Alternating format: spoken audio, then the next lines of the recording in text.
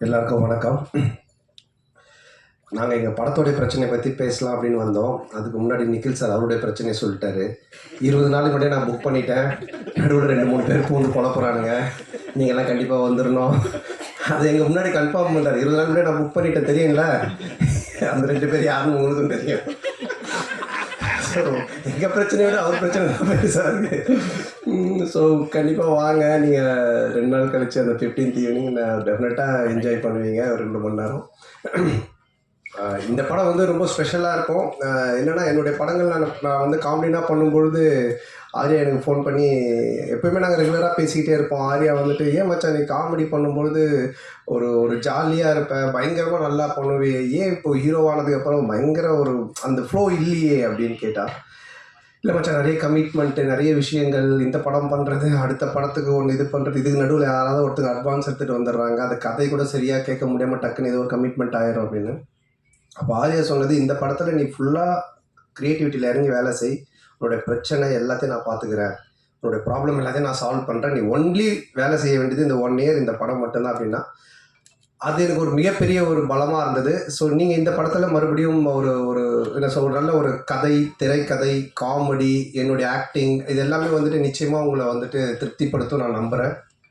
மே 16 தியேட்டரில் போய் பாருங்கள். அதே மாதிரி ஆனந்தை நான் சொல்லுவேன், தமிழ் உலகின் கிறிஸ்டோஃபர் நோலன் அப்படின்னு சொல்லுவேன். ஏன்னா ஆனந்த் பண்ணுற கதை வந்துட்டு ஒரு ஒரு லைனில் இருக்கவே இருக்காது. ஹாரர் ஜானர்னால் ஹாரருக்குள்ளவே இருக்காது. டிடி ரிட்டர்ன்ஸ் நீங்கள் பார்த்தீங்கன்னா ஏற்கனவே நான் சொன்னேன், அந்த மாதிரி அதில் வந்து கேம் இருக்கும், அதில் ஒரு காசு காணாமல் போய்டும், அதில் ஒரு த்ரில்லர் இருக்கும், அதுக்கப்புறம் பார்த்தீங்கன்னா ஹாரருக்குள்ளே ஒரு அட்வென்ச்சர் இருக்கும். ஸோ இப்படி எல்லா லேயரையுமே வச்சு ஆனால் ரொம்ப அழகாக ரொம்ப ஈஸியாக பண்ணுவான். அந்த அளவுக்கு கொஞ்சம் நல்ல நாலேஜ் உள்ள ஒரு ஆள் ஆனந்து. ஸோ அது இந்த படமும் அது மாதிரி தான். இந்த கதையாக சொன்னால் யாருக்குமே புரியாது, என்னாலே புரிஞ்சிக்கவே முடியல. ஆனால் அதை ஒரு ஃப்ளோ பண்ணி ஒரு ஸ்க்ரீன் ப்ளேவாக பண்ணி ஒரு படம் அவுட்புட் காட்டும் போது தான் ரொம்ப நல்லா இருந்துச்சு. நல்ல காமெடியாக இருக்குது. டெஃபினட்டாக நீங்கள் எல்லோரும் சிரித்து பயங்கரமாக என்ஜாய் பண்ணுவீங்க. பட் நான் இங்கே என்ன தான் நாங்கள் கூவி படத்தை விற்றாலும் நீங்கள் பார்த்துட்டு சொல்கிறதா ரிசல்ட்டு. நீங்கள் தேட்டரில் பாருங்கள், ஃபேமிலியோடு பாருங்கள், குழந்தைங்க எல்லாரையும் கூப்பிட்டு போய் பாருங்கள், டெஃபினட்டாக என்ஜாய் பண்ணுவீங்க. கண்டிப்பாக நம்ம மே 15th ஈவினிங் இங்கே ப்ரிவியூவில் மீட் பண்ணுவோம். தேங்க்யூ. நன்றி. தேங்க்யூ. எல்லாருக்கும் வணக்கம். ரொம்ப சந்தோஷமாக இருக்கும் உங்களெலாம் இன்றைக்கி மீட் பண்ணுறது திரும்ப இந்த 1 வீக்குள்ளேயே. இந்த படம் வந்து ஆக்சுவலாக பிரேம் கதை சொன்னோன்னே எனக்கு லாஸ்ட் அவரோட டிடி ரிட்டர்ன்ஸ் வந்து ரொம்ப பிடிக்கும். ஏன்னா இட்ஸ் ஜஸ்ட் நாட் ஒரு ஒரு மைண்ட்லெஸ் காமெடின்னு இருக்காது அந்த படம். ஆக்சுவலாக பார்த்தீங்கன்னா அதில் ஒரு நல்ல ஒரு ஸ்டோரி இருக்கும், அதுக்கான ரீசனிங் இருக்கும், அதுக்கான ஒரு ப்ளே இருக்கும், அதுக்கான ஒரு கேம் இருக்கும். ஸோ அது வந்து ரொம்ப இன்ட்ரெஸ்டிங்காக இருந்தது. அந்த அந்த ஸ்பேஸில் வந்து அந்த காமெடி வந்து ரொம்ப பியூட்டிஃபுல்லாக எக்ஸிக்யூட் பண்ணியிருப்பார்.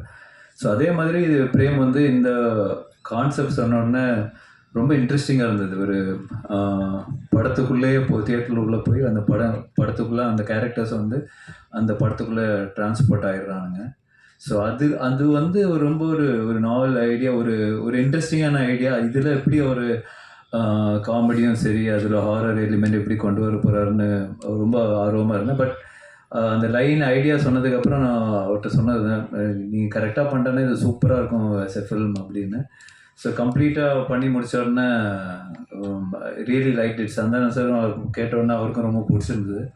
So that's why beyond budget எல்லாமே வந்து அதெல்லாம் பார்க்காம இந்த படம் எடுத்தால், இந்த குவாலிட்டியில் எடுத்தால், இந்த லொக்கேஷன்ஸ் எல்லாம் யூஸ் பண்ணி எடுத்தால் மட்டும்தான் இதோட 100% ஒரு எக்ஸ்பீரியன்ஸ் பண்ண முடியும்னு அப்பயே முடிவு பண்ணிட்டோம். ஸோ கண்டிப்பாக சந்தானம் சாரோட அவரோட சப்போர்ட் இல்லாமல் இது பண்ணியிருக்க முடியாது. So I think full and full Santhanam வந்து இதில் வந்து உழைச்சி அவங்க பிரேமோட சேர்ந்து என்னெல்லாம் பெஸ்ட்டாக இதில் பண்ண முடியுமோ அவங்க 2 பேரும் சேர்ந்து பண்ணியிருக்காங்க. தட்ஸ் என்னோட இன்புட்லாம் ரொம்ப கம்மி தான். பட் தேர் எஃபர்ட் ஒரு லாஸ்ட் ஆல்மோஸ்ட் இயர் இந்த ப்ராஜெக்டில் தான் அவங்க 2 பேரும் ட்ராவல் ஆகிட்டு இருக்காங்க. ஸோ கண்டிப்பாக இந்த படம் நல்லா வந்து இருக்குன்னு எல்லோரும் நம்புகிறோம். ஸோ இந்த 16th ரிலீஸ் ஆகும்போது நீங்களும் பார்ப்பீங்க. So definitely very happy as a ப்ரொடியூசராக இந்த படம் ப்ரொடியூஸ் பண்ணியிருக்கேன்னு ரொம்ப ஹாப்பியாக இருக்கேன். அண்ட் கண்டிப்பாக அந்த ஹாப்பினஸ் வந்து இன்னும் அடுத்த லெவல் போகணும்னு நினைக்கிறேன். டெஃபினெட்லி இது மிகப்பெரிய சக்ஸஸ் ஆனால் இதோட நெக்ஸ்ட் லெவல் 2 கண்டிப்பாக சேர்ந்து பண்ணுவோம். So definitely so looking forward to it. Very positive about this project அதுதான் நான் சொல்லுவேன். So thank you so much. இதை பயங்கர ஹார்ட் ஒர்க் பண்ணி இந்த படத்தை சக்ஸஸ் பண்ணி அந்த சக்ஸஸ் மீட்டில் உங்கள் 2 பேருக்கு ஒரு செலவு வைப்பேன் அப்படின்னு சொன்னேன். படமும் நான் கேட்ட மாதிரி எல்லாமே ப்ரொடக்ஷன் லெவலில் ஆர்யா சார் கொடுத்தாங்க. படம் நல்ல பெரிய பெரிய லொக்கேஷனு க்ரூஸ் அது இதுன்னு போச்சு. ஷூட்டிங் நல்லபடியாக முடித்தோம். போஸ்ட் ப்ரொடக்ஷன் ஆரம்பிச்சுது. அது வரைக்கும் எனக்கு நண்பேண்டான் தான் குரல் கேட்டுட்டு இருந்தது. ரிலீஸ் டேட் ஃபிக்ஸ் ஆகி அந்த டெட்லைன் கிராஸ் பண்ணும்போது ஆர்யா சாருக்கும் சந்தானம் சாருக்கும் daily phone conversation, heat argument. அப்போ தான் சந்தானம் சார் எனக்கு ஃபோன் பண்ணி சொன்னார், நீ செலவு வைக்கலனா கூட பரவாயில்ல, எங்கள் ஃப்ரெண்ட்ஷிப்புக்கு உழ வச்சிடாத, ஆர்யா கேட்குற டைமில் அந்த அவுட்டை கொடுத்து தொலைடா அப்படின்னாரு. எப்படியோ கஷ்டப்பட்டு ஃபைனல் அவுட்டு சூப்பராக எடுத்து ஆர்யா சைடை கொடுத்தாச்சு. சார் கியூபுக்கு போயிடுச்சு சார். ஏன்னா இந்த படம் வந்து ஒரு யூஸ்வலான ஹாரர் மூவி கிடையாது. இதுக்குள்ள ஒரு ஃபேண்டசியான ஒரு வேர்ல்டு இருக்குது. இதோட போஸ்ட் ப்ரொடக்ஷன் ஒர்க் ரொம்ப டஃப்பு. ஆக்சுவலாக இதுக்கு பெரிய சப்போர்ட் பண்ணது விஎஃப்எக்ஸ் டீம், லார்வன் சரிகர சுதன் சாருக்கு இந்த இடத்துல தேங்க்ஸ் சொல்லிக்கிறேன். அப்புறம் அவங்க டீம் செல்வா, செந்தில், மகேந்தர், நிறைய பேர் இருக்காங்க அதில், சுந்தர், அதுக்கப்புறம் ரஞ்சித், இந்த மாதிரி நிறைய பேர் டே நைட் இந்த படத்துக்காக ஒர்க் பண்ணாங்க. மெயினாக என்னோட அசோசியேட் தனேஷ் இந்த இடத்துல மெயினாக தேங்க்ஸ் பண்ணிக்கிறேன். ஏன்னா அவன் சிங்கிளாக இந்த படத்தோட போஸ்ட் ப்ரொடக்ஷன் ஒர்க் என் கூட இருந்து பயங்கர ஹார்ட் ஒர்க் பண்ணான். அப்புறம் எடிட்டர் சைடில் விக்கி.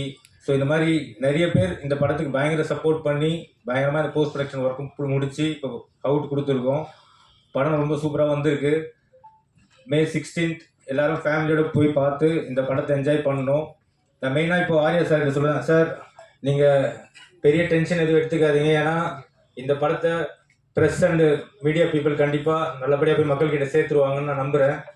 ஏன்னா என்னோட போன படம் டிடி ரிட்டர்ன்ஸ் பிளாக் பஸ்டர் ஆகிறதுக்கு காரணமே ப்ரெஸ்ஸும் அந்த மீடியா பீப்புளும் தான். ஸோ பெரிய சப்போர்ட் பண்ணீங்க. அதே சப்போர்ட் இந்த படத்துக்கும் கிடைக்குன்றது நம்புகிறேன். Thank you so much.